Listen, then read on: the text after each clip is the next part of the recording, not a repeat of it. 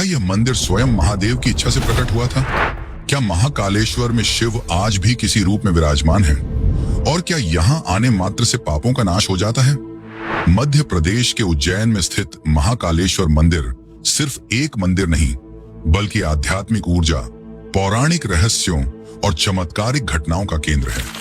यह स्थान केवल श्रद्धालुओं को ही नहीं, बल्कि इतिहासकारों और वैज्ञानिकों को भी चौंकाता रहा है। क्या सच में इस मंदिर में भगवान शिव की आरती चिता की राख से की जाती है?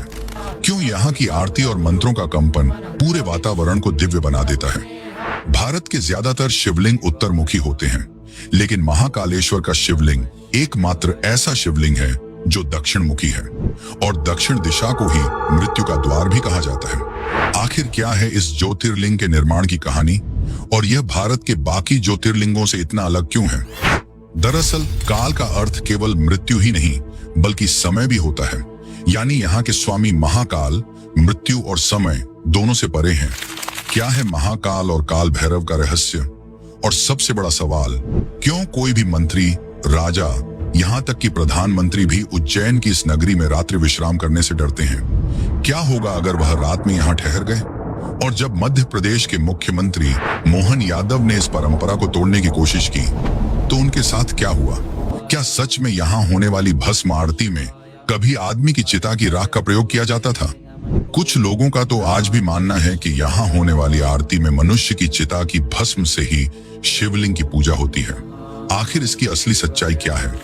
माना जाता है कि केवल इस आरती के दर्शन मात्र से आदमी के आने वाले संकट टल जाते हैं, क्योंकि वह स्वयं महाकाल की शरण में होता है। एक और बड़ा रहस्य जो इस नगरी को और भी खास बनाता है, वह है काल भैरव मंदिर, जिसमें काल भैरव को हर दिन हजारों लीटर शराब का भोग चढ़ाया जाता है। और चौंकाने वाली बात तो यह है कि मूर्ति उस शराब को पी भी जाती है। कई शोधकर्ताओं और इतिहासकारों ने इस रहस्य को सुलझाने की कोशिश की, मगर आज तक कोई यह पता नहीं लगा पाया कि आखिर वह हजारों लीटर शराब जाती कहां है। एक समय जब अंग्रेजों ने इसकी सच्चाई जानने के लिए मंदिर के नीचे खुदाई करने की कोशिश की, तो उनके साथ कुछ ऐसा हुआ जिसे सुनकर आप भी चौंक जाएंगे।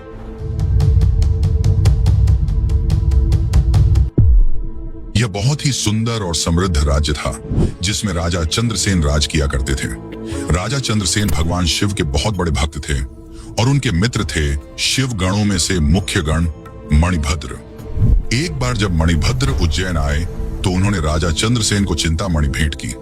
ये मणि काफी ज्यादा चमकदार और मनमोहक थी, लेकिन जैसे जैसे इस मणि की चमक फैलने लगी, कई राजाओं के मन में लोभ जगने लगा, और इसी के चलते अवंतिकापुरी में कई राजाओं ने चिंतामणि को हासिल करने के लिए आक्रमण कर दिया। एक तरफ चंद्रसेन की सेना थी, और दूसरी तरफ बाकी राजा अपनी विशालकाय सेनाओं के साथ थे, जिनके सामने चंद्रसेन की सेना कमजोर लग रही थी। पर चंद्रसेन जानते थे कि उनकी शक्ति किसी मणि में नहीं, बल्कि उनकी भक्ति में है। इसीलिए उन्होंने अपने हथियार डाल दिए और वन की ओर चले गए। वहां जाकर वे शिव के ध्यान में लीन हो गए। लेकिन उसी समय उज्जैन में एक और समस्या आ खड़ी हुई। वह था राक्षस दूषण। राक्षस दूषण ने ब्रह्मा जी की तपस्या कर असीम शक्ति प्राप्त कर ली थी, जिसके पश्चात अपनी शक्ति के घमंड में चूर असुर दूषण चारों ओर तबाही मचाने लगा। उसे पूजा पाठ करने वालों से सख्त नफरत थी। उसने उज्जैन में अपनी असुरी सेना के साथ आक्रमण कर दिया और शिव भक्तों को मारने लगा, साथ ही शिव मंदिरों को भी तोड़ने लगा। पूरी अवंतिका नगरी में हाहाकार मच गया। एक ओर दुष्ट और लोभी राजा, तो दूसरी ओर खूंखार असुर दूषण। लोग अपनी जान बचाकर इधर उधर भागने लगे, और इसी दौरान एक विधवा औरत अपने 5 साल के बेटे के साथ भटकते हुए उसी वन में पहुंच गई, जहां राजा चंद्रसेन शिव का ध्यान कर रहे थे। जब उस 5 साल के बालक ने यह देखा, तो वह उनकी भक्ति से काफी प्रभावित हुआ, और उसने भी वहीं थोड़ी दूरी पर एक शिवलिंग बना लिया, और उस पर फूल, जल और बेलपत्र चढ़ाकर पूजा करने लगा। वह बालक शिव भक्ति में इतना विलीन हो गया कि उसे न कुछ सुनाई दे रहा था और न ही कुछ दिखाई दे रहा था। जब उसकी मां ने उसे खाने के लिए पुकारा, तो उसने कोई जवाब नहीं दिया। बार बार पुकारने के पश्चात क्रोधित होकर उसकी मां ने सारी पूजा सामग्री फेंक दी। लेकिन तभी बिजली चमकी, और घंटियों की आवाज के साथ वहीं पर एक भव्य मंदिर का निर्माण हुआ, जहां स्वयंभू शिवलिंग प्रकट हुए, और उस शिवलिंग में वही फूल और बेलपत्र चढ़ा हुआ था जो उस बालक ने चढ़ाए थे। ये सब देखकर उसकी माता चकित रह गई और उन्हें अपनी गलती का एहसास हुआ। जब यह बात राजा चंद्रसेन को पता चली तो वे दौड़े दौड़े वहां जा पहुंचे और उनकी आंखों में आंसू थे, क्योंकि उनकी भक्ति आज सफल हो गई थी। भगवान शिव स्वयं प्रकट हुए थे। लेकिन ये कहानी यहां समाप्त नहीं होती। उज्जैन की धरती असुर दूषण की वजह से कांप रही थी, पर जैसे ही शिवलिंग प्रकट हुआ उससे निकले शिव, और यह शिव का रुद्र रूप था। शिव ने महाकाल का रूप लिया, जो भयानक और अत्यंत ही ज्यादा शक्तिशाली था। उनकी जटाएं लहराने लगी, हाथों में त्रिशूल और आंखों में अग्नि। वे दूषण की ओर बढ़े और पल भर में ही दूषण के साथ ही साथ उसकी पूरी असुरी सेना को अग्नि से भस्म कर दिया। इस महासंग्राम के बाद सभी राजा जो मणि की लालसा में थे वे शिवजी के सामने नतमस्तक हो गए, और दूषण के जलने के बाद शिवजी ने उसकी भस्म से अपना श्रृंगार किया, और तब से महाकालेश्वर को भस्म से श्रृंगार किया जाता है और भस्म आरती की जाती है। आज भी यह भस्म आरती हर रोज सुबह 4 बजे की जाती है। माना जाता है कि यह मनुष्य की चिता की राख से की जाती है। वैसे इस भस्म आरती का रहस्य भी काफी चौंकाने वाला है, लेकिन उसको जानने से पहले हम ये जान लेते हैं कि क्यों कोई राजा, मंत्री, यहाँ तक कि प्रधानमंत्री भी यहाँ रात नहीं रुकते। और क्या हुआ जब कुछ मंत्री और एक प्रधानमंत्री ने यहाँ रात गुजारी, तो चलिए जानते हैं उस रहस्य को। और अगर आपको वीडियो पसंद आ रही है तो इसे लाइक जरूर करें और कमेंट में लिखें जय महाकाल। महाकालेश्वर मंदिर केवल भारत में ही नहीं बल्कि पूरे विश्व में प्रसिद्ध है, जिसके कारण दूर दूर से लोग बाबा महाकाल के दर्शन करने आते हैं। और साथ ही बड़े बड़े मंत्री, मुख्यमंत्री, यहाँ तक कि प्रधानमंत्री भी महाकाल के दर्शन करने आते हैं। लेकिन महाकाल के दर्शन के बाद कोई भी नेता यहाँ नहीं रुकता। अगर उन्हें रुकना भी हुआ तो वे उज्जैन के बाहर कहीं रुकते हैं। पर आपने सोचा है ऐसा क्यों? दरअसल जब भी कोई राजा या नेता यहाँ रात बिताता है तो उसकी सत्ता चली जाती है, और ऐसा एक बार नहीं कई बार हुआ है। आपको बता दूं कि भारत के एक प्रधानमंत्री इसका खामियाजा भी भुगत चुके हैं। भारत के चौथे प्रधानमंत्री मोरारजी देसाई यहाँ महाकाल के दरबार में रात रुक गए थे, जिसके अगले ही दिन उनकी सत्ता चली गई और उनकी सरकार गिर गई। फिर इसके बाद कर्नाटक के मुख्यमंत्री येदियुरप्पा ने भी यहाँ रात बिताई, जिसके बाद 20 दिनों के अंदर ही उन्हें भी अपने पद से इस्तीफा देना पड़ा। ऐसी और भी कई घटनाएं हैं जो महाकाल के दरबार में से जुड़ी हैं। पर क्या आपने सोचा है कि आखिर ऐसा क्यों होता है? दरअसल माना जाता है कि बाबा महाकाल ही यहाँ के राजा हैं और उनसे ऊपर कोई नहीं। ऐसे में उनके दरबार में एक साथ 2 राजा नहीं रुक सकते, जिसके चलते राजाओं और नेताओं की सत्ता चली जाती है। इसीलिए कोई भी नेता यहाँ रात्रि विश्राम नहीं करता। कुछ समय पहले प्रधानमंत्री नरेंद्र मोदी भी यहाँ बाबा महाकाल के दर्शन करने गए थे और उन्होंने भी यहाँ रात नहीं बिताई। पर चौंकाने वाली घटना तब हुई जब 16 दिसंबर 2023 को मध्य प्रदेश के मुख्यमंत्री मोहन यादव ने यहाँ रात बिताई। उन्होंने कहा, मैं महाकाल का बेटा हूँ इसलिए यहाँ रुक सकता हूँ। महाकाल तो पूरे ब्रह्मांड के स्वामी हैं, इसलिए उनके नगर में रुकने में कोई आपत्ति नहीं होनी चाहिए। इसके पश्चात वे वहां रात रुके और एक नई सोच को प्रस्तुत किया। चलिए अब हम यहाँ होने वाली भस्म आरती के बारे में जानते हैं। दोस्तों, ज्यादातर मंदिरों में भगवान की पूजा दीप जलाकर की जाती है, पर महाकालेश्वर मंदिर में यह आरती भस्म से होती है। भस्म किसी भी इंसान या वस्तु का आखिरी रूप होता है, यानी कि जलने के बाद बचने वाली राख। पुराने समय में यह आरती इंसान की देह की पहली चिता की राख से की जाती थी, लेकिन कुछ कारणों की वजह से इसे बंद कर दिया गया और आज के समय में यह भस्म आरती कपिला गाय के गोबर, पीपल, बर्न, शमी और अम्लतास की राख से बनी हुई भस्म से की जाती है। हर दिन सुबह 4 बजे यह भस्म आरती होती है, जिसे देखने दूर दूर से लाखों श्रद्धालु हर रोज यहाँ आते हैं। यहाँ के पुजारी मंत्रोच्चारण के साथ बड़े ही भव्य तरीके से यहाँ की आरती को करते हैं। मान्यता है कि जो भक्त सच्चे मन से इस भस्म आरती में सम्मिलित होता है उसे मृत्यु का भय नहीं सताता। एक और बात यह है कि यह भस्म आरती केवल पुरुष ही देख सकते हैं, महिलाओं को यह आरती देखने की अनुमति नहीं है। वैसे दोस्तों, क्या आपको पता है कि महाकालेश्वर मंदिर 3 भागों में बंटा हुआ है, जिसका सबसे ऊपरी भाग है नाग पंचेश्वर मंदिर, जो अपने आप में एक रहस्य है। तो चलिए अब जानते हैं इस रहस्य को। हिंदू धर्म में नागों की पूजा का एक खास महत्व रहा है। लोग सांपों को सिर्फ जानवर नहीं बल्कि भगवान शिव का गहना मानते हैं, उनके गले का श्रृंगार। हमारे देश में कई ऐसे मंदिर हैं जो नाग देवता को समर्पित हैं और उन्हीं में से एक बहुत ही खास मंदिर है उज्जैन का नागचंद्रेश्वर मंदिर।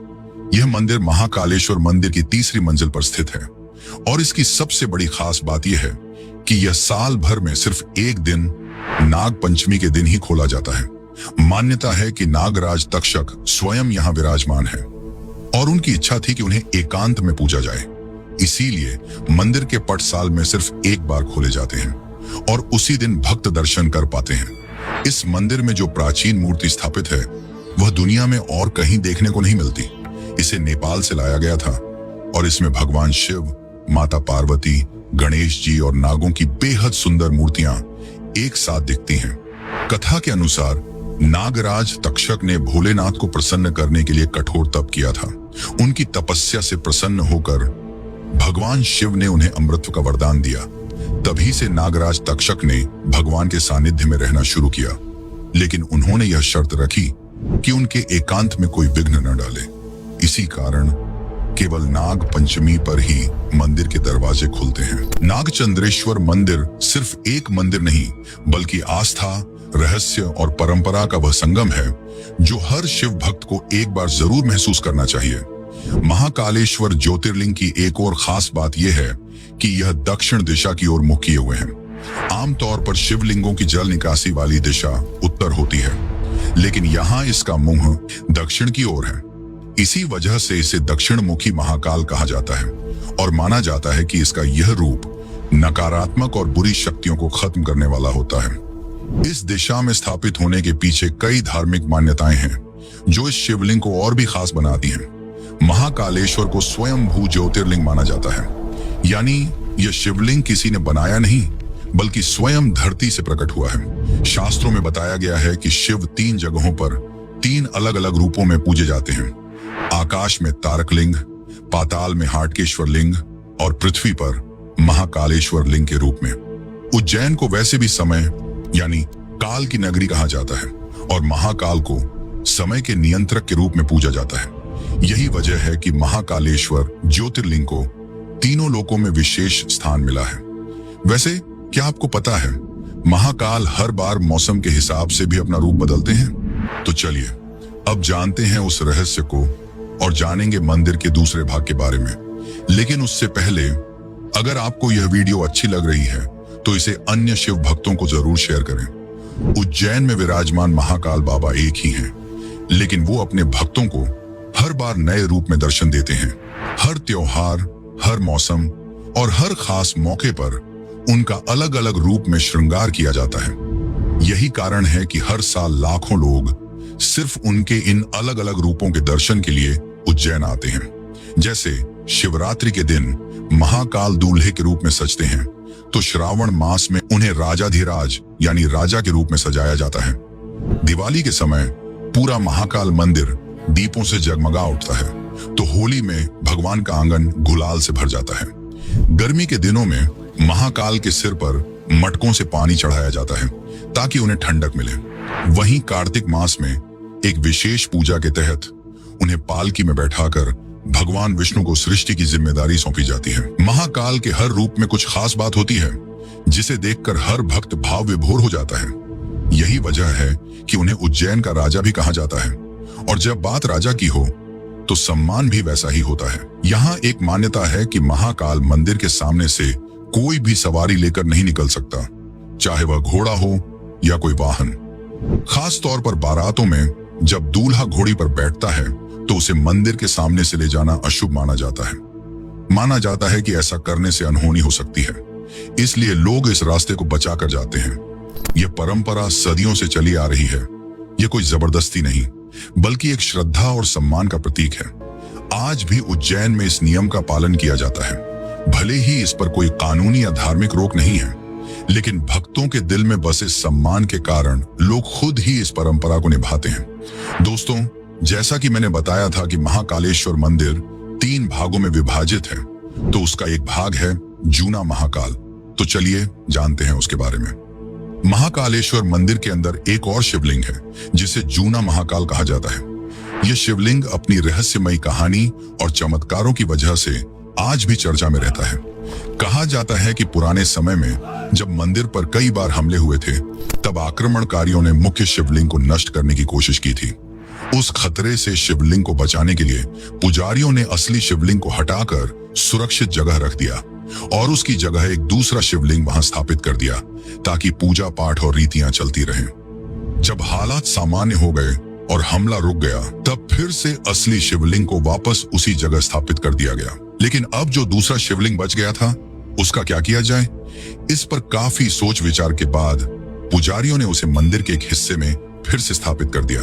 तभी से उसे जूना महाकाल कहा जाने लगा, यानी पुराना महाकाल। आज भी हर साल महाकाल की सवारी से पहले सबसे पहले पूजन जूना महाकाल का ही होता है। यह परंपरा आज तक निभाई जाती है।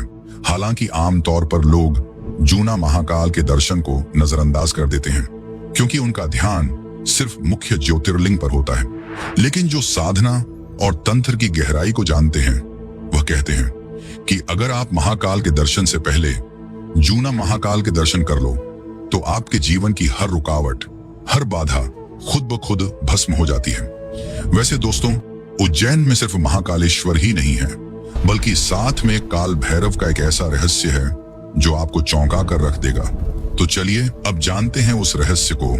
उज्जैन शहर से करीब 8 किलोमीटर की दूरी पर काल भैरव मंदिर स्थित है, जो करोड़ों लोगों की आस्था का केंद्र है। ऐसा माना जाता है कि जब कोई भक्त महाकालेश्वर के दर्शन करने आता है, तो काल भैरव मंदिर गए बिना उसकी यात्रा अधूरी मानी जाती है।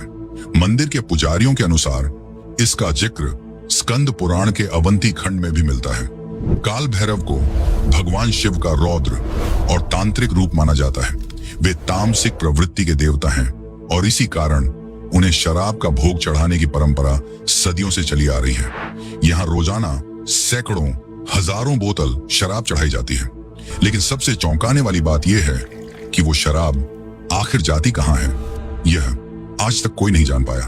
पुजारी जब शराब से भरा कटोरा मूर्ति के पास रखते हैं, तो देखते ही देखते शराब मूर्ति के होठों से गायब हो जाती है, मानो भगवान खुद पी रहे हों। ना मूर्ति में कोई छेद है, ना कोई पाइप, ना कोई सुराख, लेकिन फिर भी शराब खत्म हो जाती है। ब्रिटिश शासन के दौरान कैप्टन हंटर नाम के एक अंग्रेज अफसर ने इसे धोखा समझकर मंदिर की खुदाई और मूर्ति को तोड़ने की कोशिश की, लेकिन उसके हाथ कुछ भी नहीं लगा और कुछ ही दिनों में उसकी रहस्यमयी मौत हो गई। बाद में कई वैज्ञानिकों, पत्रकारों और विदेशी डॉक्यूमेंट्री टीमों ने भी इस रहस्य को समझने की कोशिश की। स्कैनिंग मशीनों, HD कैमरों और माइक्रोफोन तक लगाए गए, पर कोई सुराग नहीं मिला। शराब मूर्ति के पास गई और गायब हो गई। एक ब्रिटिश टीम ने इसे एक case of collective divine evolution कहा, यानी आस्था और चमत्कार का अद्भुत संगम। कुछ भारतीय वैज्ञानिकों और विक्रम विश्वविद्यालय की टीमों ने भी जांच की, लेकिन हर बार उन्हें खाली हाथ लौटना पड़ा। इतना ही नहीं, एक बार जब औरंगजेब के सैनिक मंदिर को तोड़ने आए, तो अचानक वहां कुत्तों का झुंड प्रकट हुआ और सैनिकों पर टूट पड़ा। सैनिक पागल होने लगे, एक दूसरे को मारने और काटने लगे। हालात ऐसे हो गए कि औरंगजेब को खुद अपने सैनिकों को मरवाना पड़ा और डर के कारण वह मंदिर को तोड़े बिना ही लौट गया। तो सवाल यह है, क्या यह सिर्फ एक मंदिर है? क्या यह सिर्फ एक परंपरा है, या फिर यहाँ कोई ऐसी शक्ति है जिसे हम आज तक समझ नहीं पाए? और यही वह सवाल है जिसका जवाब हम अगली वीडियो में तलाशने वाले हैं।